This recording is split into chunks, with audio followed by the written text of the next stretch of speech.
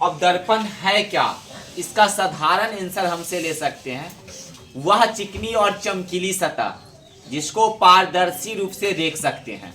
वह चिकनी और चमकीली सतह जिसको पारदर्शी रूप से देख सकते हैं, यानी स्पष्ट रूप से हम उसको क्या कर सकते हैं, देख सकते हैं, उसे हम दर्पण कहते हैं। यानी स्पष्ट रूप से अगर उसको हम देखें तो हम क्या करते हैं, वह चिकनी और चमकीली सतह जो नियमित रूप से, किस रूप से, नियमित रूप से अर्थात निश्चित नियमानुसार प्रकाश को परावर्तित करती है। जो प्रकाश उस पर पड़ती है उसको वह क्या कर देती है, परावर्तित कर देती है। जब वो परावर्तित हो जाती है, साथ ही जिसकी एक सतह रज्जित हो जाती है, रज्जित का मतलब ढका होना, एक सतह क्या हो जाना, ढका होना, रज्जित हो जाती है। ऐना को देख रहे हैं, ऐना को देख रहे हैं, ऐना के पीछे वाले भाग, जो ऐना के आगे वाले भाग रहते हैं, क्या वैसा भाग पीछे रहते हैं? नहीं, वो भाग को आप देखेंगे पीछे पेंट किया हुआ रहता है, देखे हैं, ताकि हम उसमें अपने चेहरों को स्पष्ट रूप से क्या कर सके, देख सके। पीछे की भाग उसको ढका रहता है ना। यानी वह पॉलिशदार, एक भाग सही हो और दूसरे के भाग पॉलिशदार हो और चमकीला हो, यानी ब्राइटनेस। तो ब्राइटनेस कुछ भी जिसमें अपना फेस को देख सकते हैं। फेस देखने के लिए तो कुछ में भी देख सकते हैं, टाइल्स में भी देख लेंगे, कोई बर्तन में भी देख लेंगे, लेकिन नहीं, मोबाइल के कवर जो था मोबाइलों में देख लेते हैं अपना फेस, लेकिन उसका परत हमेशा रजित हो, यानी ढका हुआ, एक ओपन हो और एक क्या हो, ढका हुआ, उसे हम क्या बोलते हैं, दर्पण। तो आप इतने भाषा को याद नहीं कीजिएगा, सिर्फ एक वर्ड में याद कीजिएगा, दर्पण क्या है। तो वह चिकनी और चमकीली सतह जिसको पारदर्शी रूप से देख सकते हैं, उसे हम क्या कहते हैं, दर्पण कहते हैं। अब यह दर्पण का खोज, दर्पण का खोज सर्वप्रथम, दर्पण के मतलब पहले मैंने लिख चुका, शीशा, शीशे है ना, दर्पण कांच लिख चुके हैं, का खोज 1835 में हुआ। इसका खोज कब हुआ था, 1835 में। जर्मन रसायन वैज्ञानिक, जो जर्मन के रहने वाले थे, वह वैज्ञानिक के नाम था जस्टस वान लिविंग, जस्टस वान लिविंग नामक एक वैज्ञानिक थे। उन्होंने कांच के फलक को इस तरह मैटलिक किया, मैटलिक सिल्वर की पतली से, यानी इस तरह मैटलिक किया, एक परत को सही किया, दूसरे के परत से पॉलिशदार से उसको क्या कर दिया, घस दिया, है ना, पीछे की भाग को क्या कर दिया, और घस दिया, वो परतदार लगाकर इसको बनाया।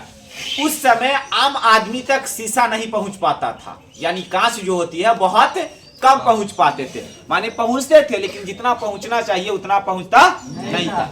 तो आप इसे आराम से पहले बोलेंगे दर्पण का खोज, यानी शीशा खोज हुई थी लेकिन आदमी तक पहुंच पाया नहीं। अभी हम पढ़ा रहे हैं, इतने आदमी जान सकता, हो सकता है इसमें 2-3 लाख आदमी कभी भी जान सकता है, कोई गारंटी नहीं। तो कहेगा ना अब इसको हम जाने, लेकिन ये पढ़ाता पहले से था। वट उसी तरह शीशा था, कांच था उस समय, लेकिन जो बहुचर्चित में आम आदमी तक जो पहुंचे वो पहुंच पाता नहीं था।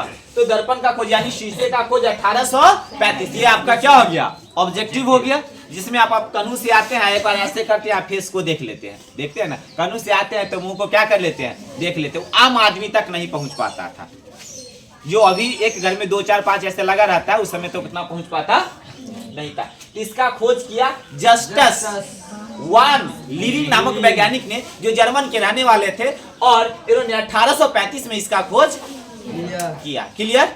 अब कहेंगे सर दर्पण का खोज कब हुआ, तो आप बताएं दर्पण क्या है वो भी बताएं।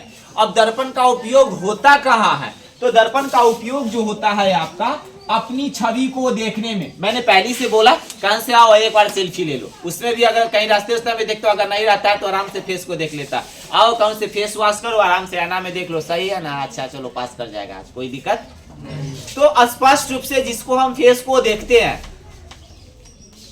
क्लियर, यानी अपने छवि को क्या करते हैं, देखते हैं। दूसरा में गाड़ियों के पीछे, यानी गाड़ियों में पीछे से आ रही वस्तु को देखने में। बड़ा गाड़ी वाहन है ना, 2 व्हीलर है, 4 व्हीलर है, कोई बड़ा वाहन है, वह गाड़ी तो जा रही है लेकिन वो पीछे की वस्तु को भी देखेगा ना साइड में, तो पीछे के गाड़ियों को भी और पीछे की जो वस्तु आ रही है उसको भी देखने में इसका उपयोग किया जाता है। क्या बोले? हाँ। अब प्रकाशिकीय यंत्रों में, प्रकाशिकीय ऐसे दूरदर्शक ऐसे यंत्र है, उसमें भी दर्पण का उपयोग किया जाता है। ये नहीं कि हम सिर्फ फेस देख सकते हैं, हम बहुत अच्छे हैं, वो नहीं, अन्य सामग्री यानी अन्य चीज में भी इसका उपयोग किया जाता है। अगर एग्जाम में आया दर्पण का 2 उपयोग को लिखे, आसानी से लिख सकते हैं। दर्पन के 3 उपयोग को लिखे, आसानी से आप लिख सकते हैं। दर्पण का खोज कब हुआ? तो 1835 में। कहाँ के वैज्ञानिक ने किया? तो जर्मन के। वैज्ञानिक के नाम क्या था? जस्टस वान लीविंग नामक वैज्ञानिक ने दर्पण का खोज किया। तो उस समय खोज किया हुआ ने बहुचर्चित रूप से सबको दिखलाया यह है। और कैसे दिखलाया? तो एक शीशे को पीछे के भाग को पॉलिशदार कर दिया, और वह पॉलिशदार कर दिया तो मेटलिक सिल्वर की परत से, मेटलिक सिल्वर की पीछे वाला जो परत होते हैं उससे वो उसको घिसा हुआ रहता है, रंजित किया हुआ रहता है एक भाग को, और दूसरे भाग ओपन रहता है जिसमें हम अपना फेस को क्या करते हैं? स्पष्ट रूप से देखते हैं। क्लियर? अब आएंगे दर्पण के प्रकार, टाइप ऑफ मिरर। दर्पण के प्रकार में आपका क्वेश्चन आता है टाइप ऑफ मिरर। अब यह प्रकार की कितने आते हैं? आप 10वां में है तो 10वें की तरह अगर जानते हैं तो यह एक समतल दर्पण होता है और क्या होता है? एक गोलीय दर्पण होता है। 10वें के अनुसार अगर माने तो, अगर इसका पूरा डिफिनिट अगर और ज्यादा समझते हैं तो ये भी होता है परवलिक दर्पण। ये भी क्या होता है? दर्पण। उसके बाद गोलीय दर्पण को कितने भागों में बांटा गया है? 2 भागों में बांटा गया। तो वह क्या है? अवतल और क्या है? उत्तल को बांटा गया है। तो आप बोलेंगे समतल, और दूसरा का क्या बोलेंगे? गोलीय दर्पण। अब गोलीय दर्पण को कितने भाग में बांटा गया है? 2, अवतल दर्पण और क्या है? उत्तल दर्पण। अब कहेंगे सर समतल दर्पण। समतल दर्पण किसे कहते हैं? जो क्या हो?